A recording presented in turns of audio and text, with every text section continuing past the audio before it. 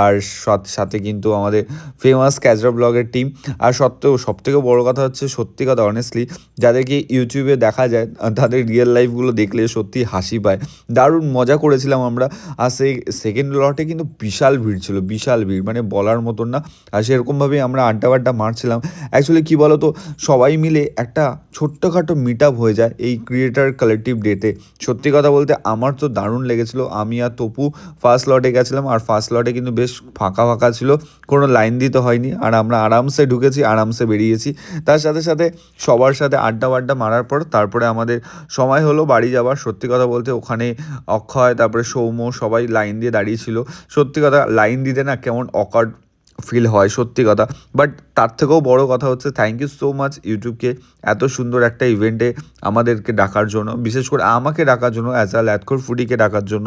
thank you so much, যারা first part